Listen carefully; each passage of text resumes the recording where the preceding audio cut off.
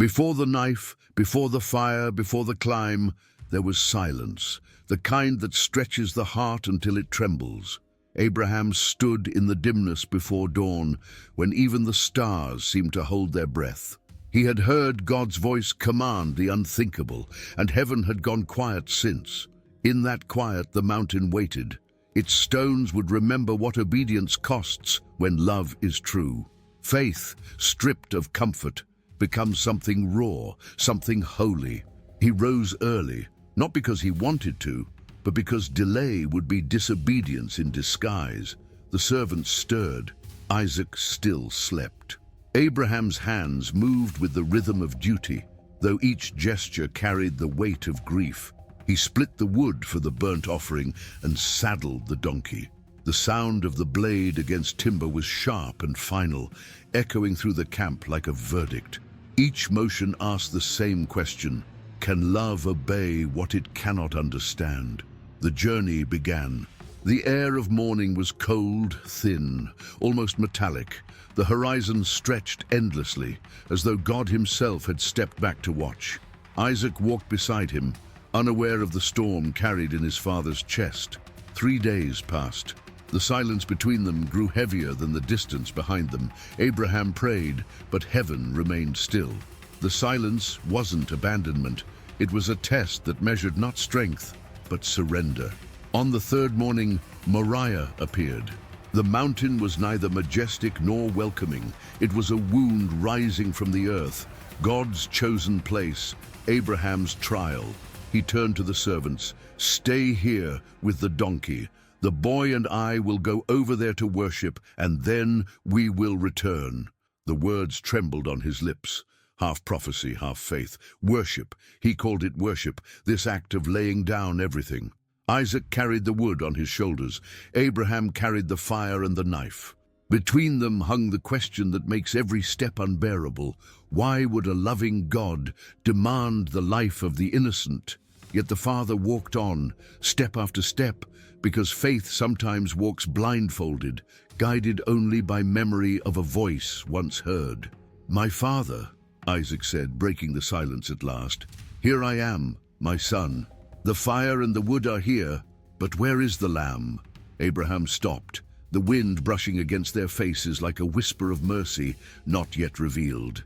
"God himself will provide the lamb," he said, and the words, though spoken to comfort a child, became a covenant sealed in trust. The mountain rose before them. The sun climbed higher, burning gold against stone. Heaven said nothing still, but in that silence, the test had already begun.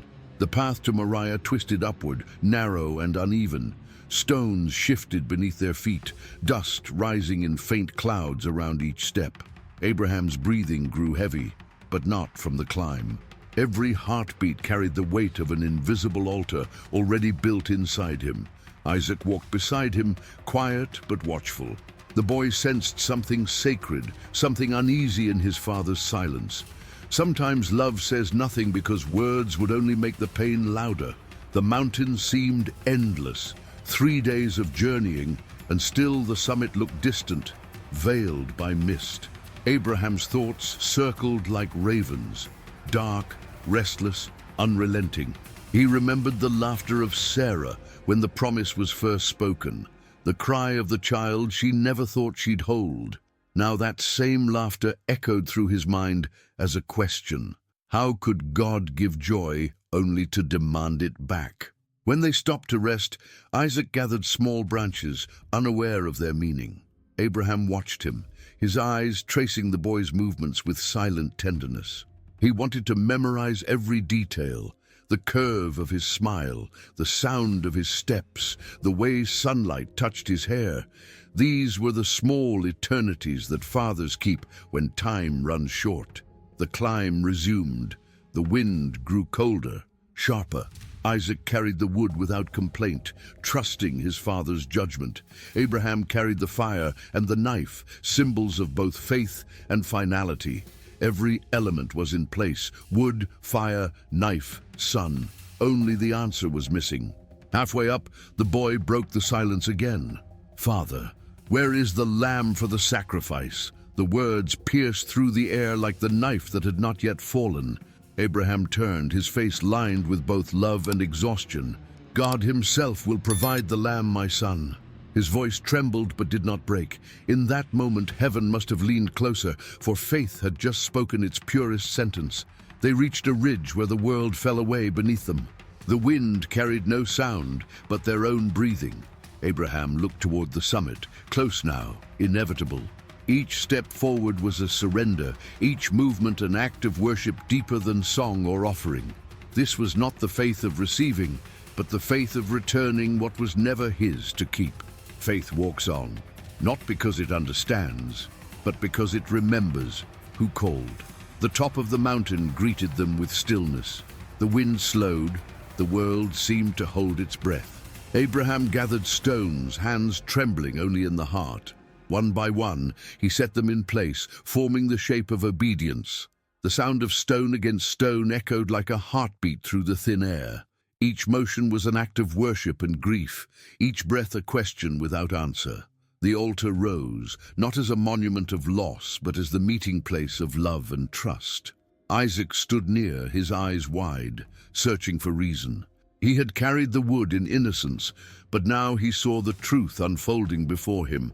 Abraham avoided his gaze, not from shame, but from the unbearable purity of the boy's faith. When he spoke, his words came softly, trembling between command and prayer. "My son." The words carried more love than sorrow could hold. "Lie down here."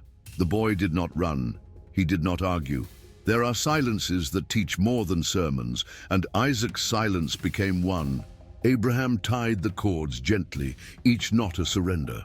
The rope touched the boy's wrists like a reminder that trust, when perfect, is both freedom and captivity. When Abraham raised the knife, the air turned sacred. Heaven bent low to watch. The blade shimmered in the sun, held by hands that had waited decades for this son, and yet refused to love the gift above the giver. The mountain trembled under the weight of that moment, the human heart caught between duty and love. Faith had reached its peak, not the belief that God would stop the knife, but that God would still be good if he didn't. Then the voice came, cutting through the stillness. "Abraham! Abraham!" His hands froze mid-air. The voice was sharp, urgent, merciful. "Do not lay your hand on the boy." And in the thicket nearby, a ram appeared, caught by its horns, as if heaven had hidden provision within the very pain. Abraham fell to his knees. The knife dropped, tears met dust, and the world exhaled again. He untied his son, embraced him, and offered the ram in his place. Smoke rose into the clear sky. A pillar of trust turned into worship. On that mountain, God did not ask for death, he asked for surrender. And Abraham, in giving everything, lost nothing that love could not restore. The ram struggled in the thicket, its horns tangled among dry branches. The sound of its movement broke the stillness, echoing like a heartbeat returned to the earth. Abraham turned toward it, disbelief and relief flooding the same breath. Providence had been waiting, silent, hidden until surrender was complete. He moved slowly, releasing Isaac first, his hands shaking with the aftershock of obedience.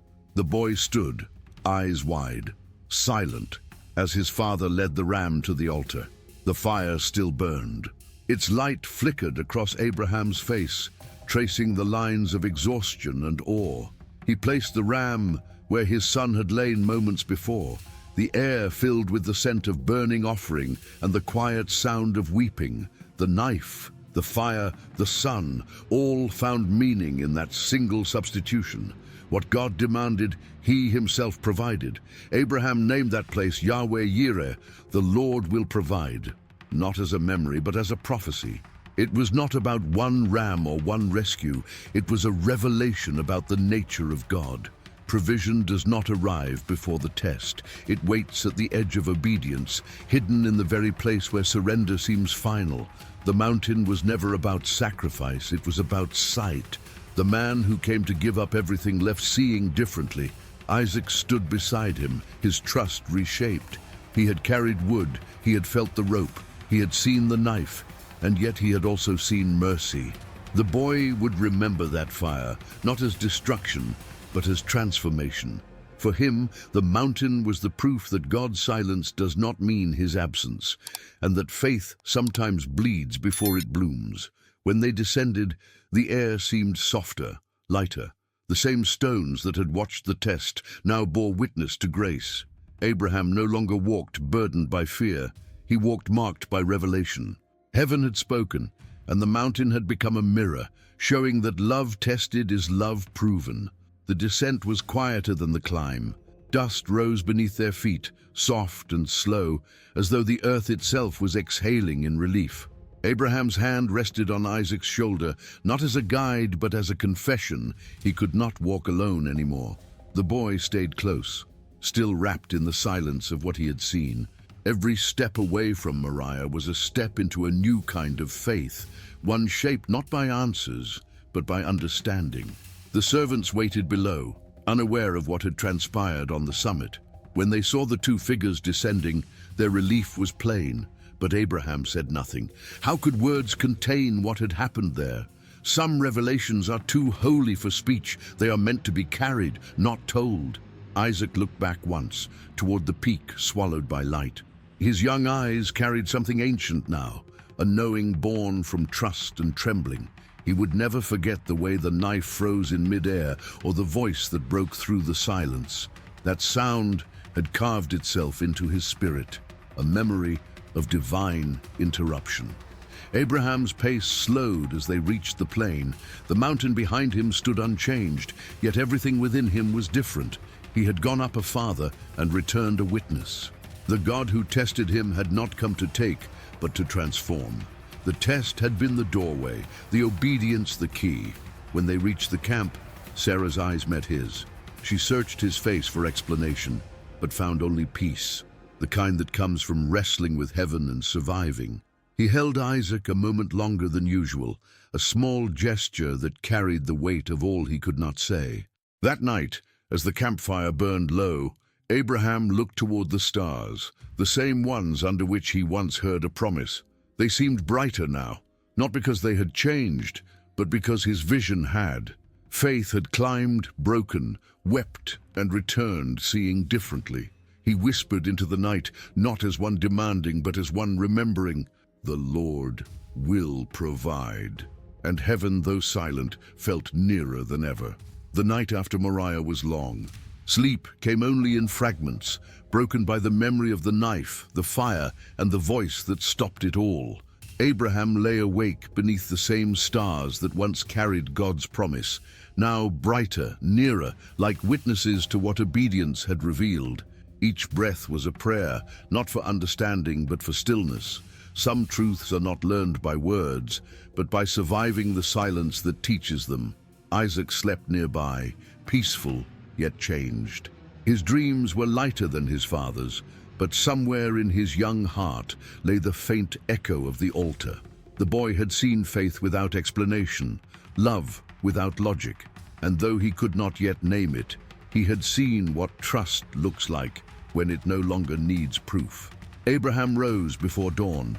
The ashes of the offering still lingered in his mind, the smoke curling upward, carrying more than burnt flesh, carrying surrender itself. The test had not ended on the mountain. It continued in every heartbeat that followed. For faith is not proven once. It is practiced daily, in the quiet choices that no one sees. He walked beyond the tents, into the thin mist of morning. The world felt lighter, as if creation itself had exhaled after holding its breath for days. He looked toward Moriah, its peak barely visible in the distance, and realized that the mountain was not behind him. It lived within him now. The climb had carved something eternal into his soul. The knowing that love, to be divine, must trust beyond reason. When he returned to the camp, Isaac was awake, tending the fire. Their eyes met briefly and no words were needed. Between them now existed an unspoken covenant, of faith shared, of fear faced, of God encountered in the impossible. That morning, Abraham built no altar. He simply lived differently. Every gesture, every look, every word toward his family carried the quiet certainty that God was near, even when unseen. The silence that once terrified him had become a friend, and in that silence, Heaven smiled, for the test had done its work. Days passed, and the rhythm of life returned to the tents of Abraham. The flocks grazed, the servants moved, the laughter of Isaac slowly found its way back. Yet under every sound lingered something unspoken, a sacred residue of what had happened on the mountain. Moriah had not ended, it had followed them home. The air carried a quiet reverence, as though every breath remembered the knife that never fell. Abraham often walked alone at dusk. He no longer looked for signs or voices, he looked for presence. There was no need for God to speak aloud anymore. His nearness was enough. The silence that once wounded now wrapped around him like peace. He had learned that faith was not hearing God's voice every day, but trusting it had already spoken. One evening, Isaac joined him. They watched the horizon fade into night, the stars appearing one by one. For the first time since the climb, Isaac spoke of it. "Father, were you afraid?" The question came softly, as if spoken to the wind.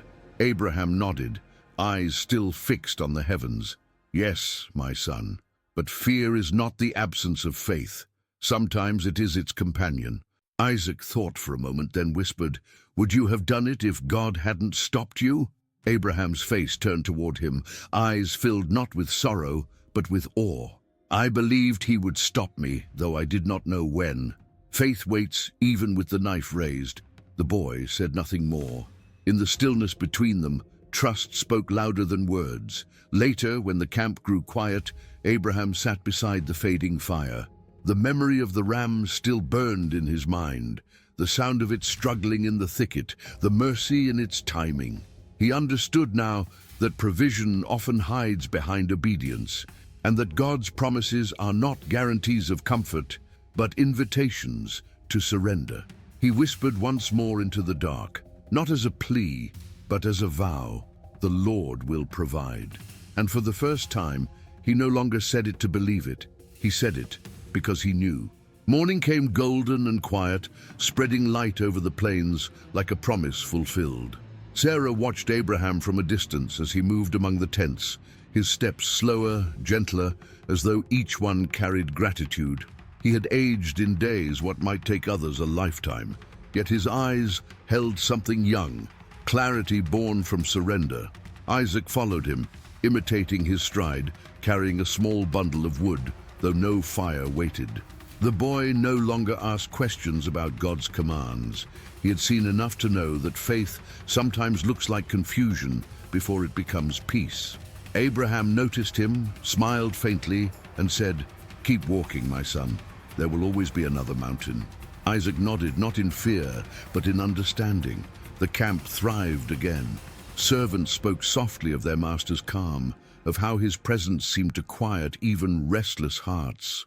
Sarah, though she had not climbed the mountain, carried its shadow in her thoughts. At night, she would trace Isaac's face with her fingers and whisper prayers she could not finish.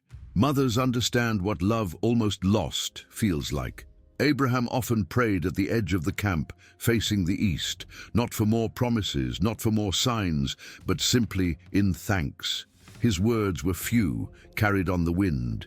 "You have seen me, and I have seen you." It was enough. Sometimes, when the stars returned, he would remember the voice that stopped the knife.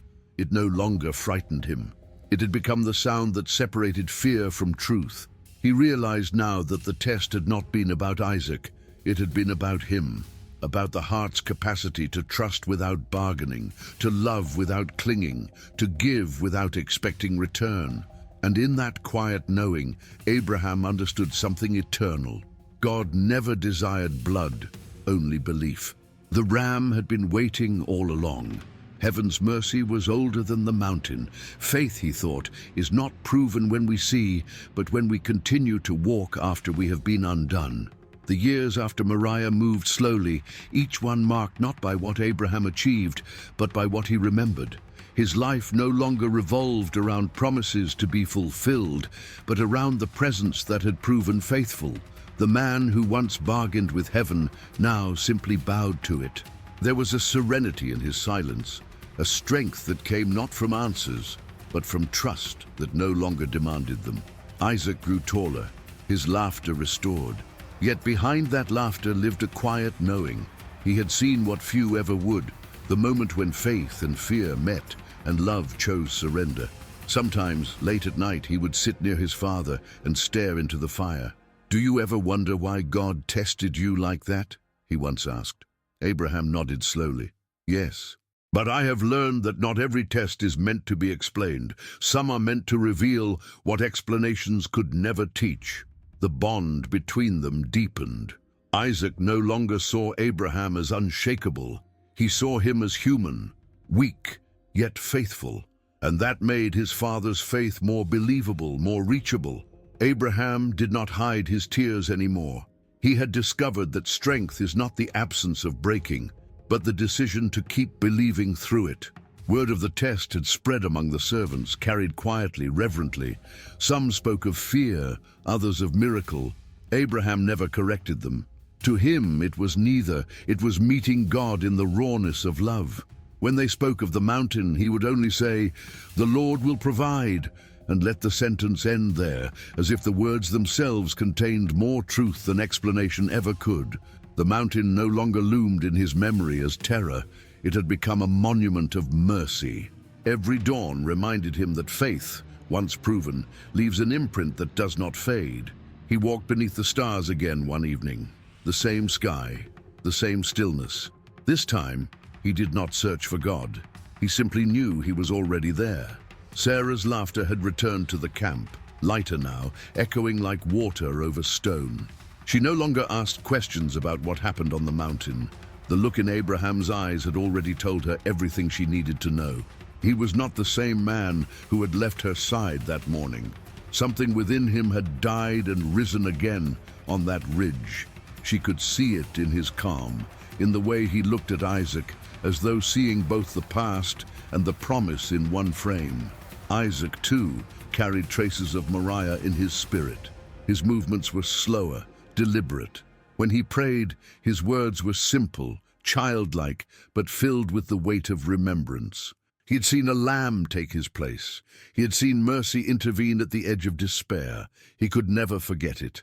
The memory was not a scar, but a seal, a quiet assurance that God sees, even when he seems silent. Abraham spent more time alone with the flocks, walking among them, as if each creature reminded him of the ram that had been caught in the thicket.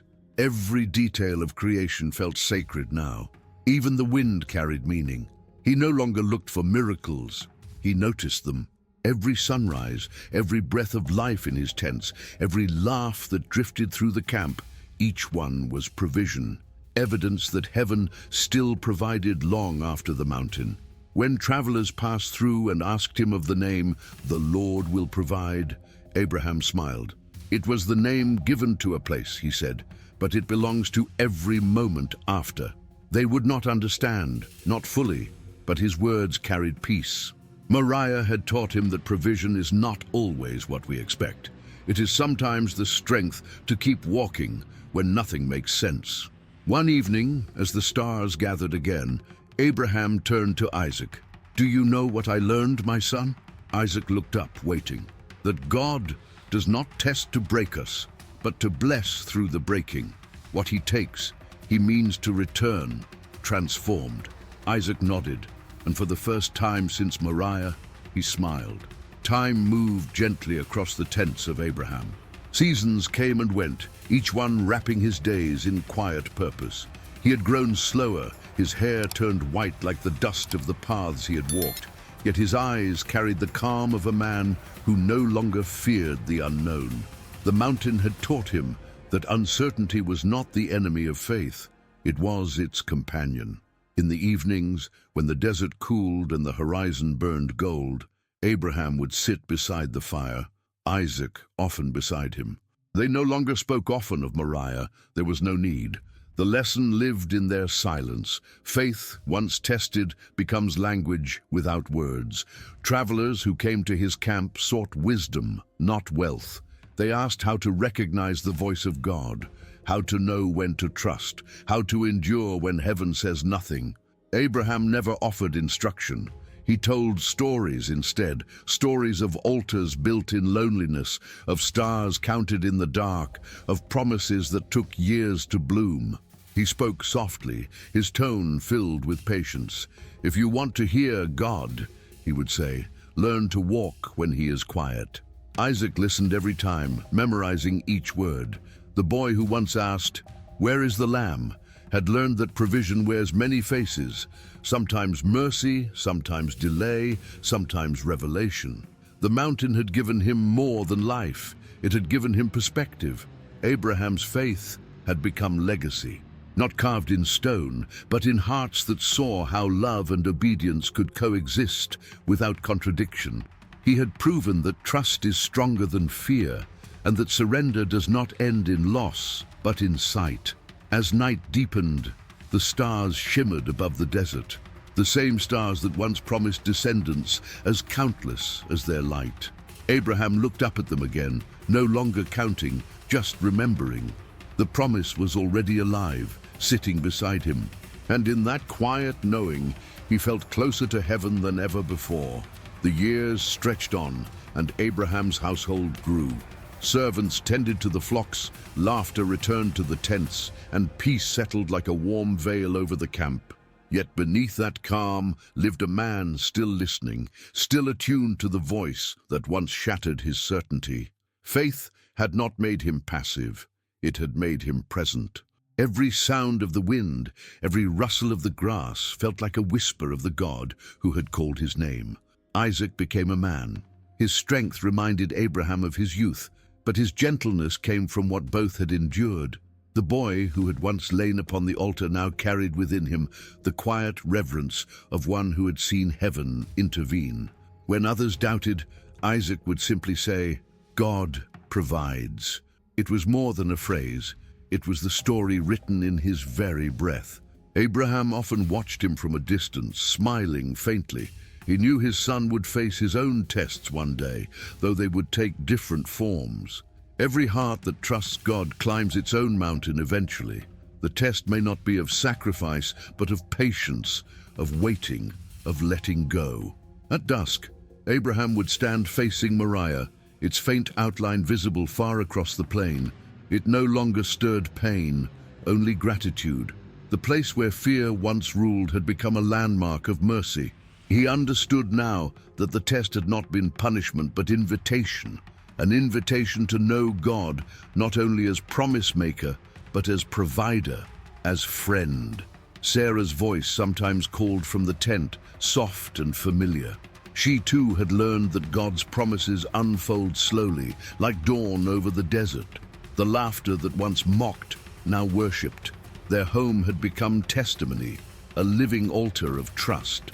Abraham no longer sought to define faith. He simply lived it quietly, in every gesture of kindness, in every decision guided by peace rather than proof. Heaven had shown him that love, when pure, fears nothing, not even the silence of God. Sarah's days began to wane, her laughter softer now, her movements slower. She often sat outside the tent in the cool of evening, watching Isaac tend to the flocks. The sight filled her with quiet gratitude. The boy who was once her impossible dream had become the living reminder of God's faithfulness. Sometimes she would glance toward the distant outline of Moriah, and though she had not climbed it, she knew its shadow had shaped them all. When Sarah passed, the camp fell into silence. Abraham stood over her resting place, the ache of loss pressing against the peace he had learned to carry. He did not curse the heavens, he bowed to them. Love and loss had become companions, and he knew now that both were part of the same divine pattern. God's blessings were never meant to be held tightly. They were meant to be trusted back to him. Days turned to weeks as Abraham walked alone more often. He revisited the places where he had built altars, the markers of his faith's journey. Each one told a story, not of perfection, but of persistence. He saw in those stones the record of a lifetime spent answering a single call. Here I am. Isaac followed at a distance sometimes, watching his father move like a shadow of devotion. He saw that faith was not only an act of the past, It was a rhythm that continued even in old age. The same man who once raised a knife now raised his hands in quiet worship, not demanding, not explaining, only surrendering.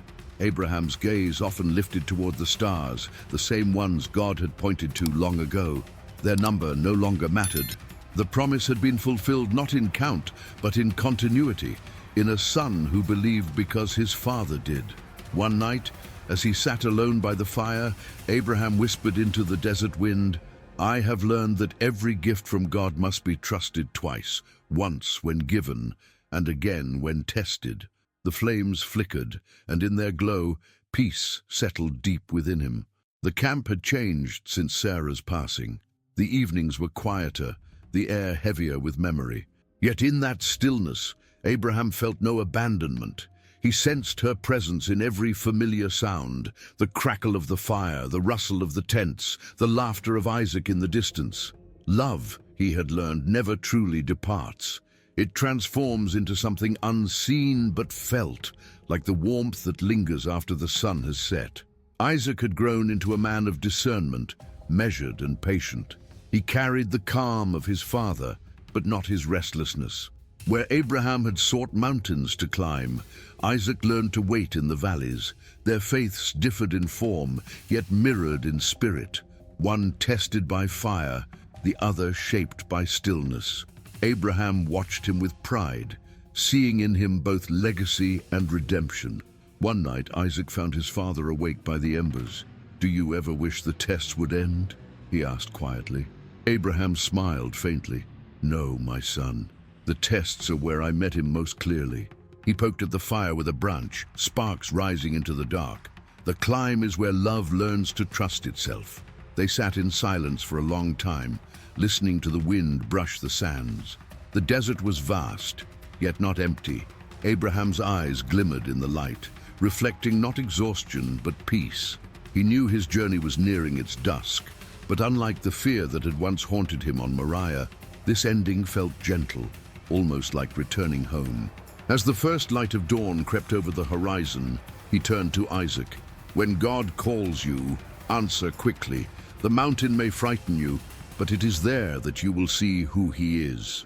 Isaac nodded, and though he did not yet know what his own tests would be, he felt ready to trust the God who had provided for his father. Abraham rose, steady despite his years, and looked east once more. The sun broke over the desert, golden and merciful. It was the same light that had guided him all his life, unchanged, unwavering, faithful. The years of Abraham's strength had passed, yet his spirit remained unbroken. The tents were full of life again, voices, laughter, and the hum of a legacy unfolding. Isaac was now the keeper of the promise, and Abraham knew his work on earth was nearly complete. He spent his mornings in quiet prayer, not for more years, but for grace in the ones that remained. His body had grown frail, but his soul had never been clearer. He often sat at the entrance of his tent, watching the horizon shimmer in the heat. The desert stretched endlessly before him, but he no longer saw emptiness. Every grain of sand spoke of God's faithfulness. Every gust of wind carried echoes of Moriah. What once was terror had become testimony. He smiled at the memory, not of fear, but of revelation. He had learned that God's tests are not meant to destroy, but to unveil the heart. Isaac visited him daily, seeking his counsel, bringing water, sitting close in silence. Their words were few, their understanding deep. Abraham no longer needed to teach through instruction. His life itself had become the lesson.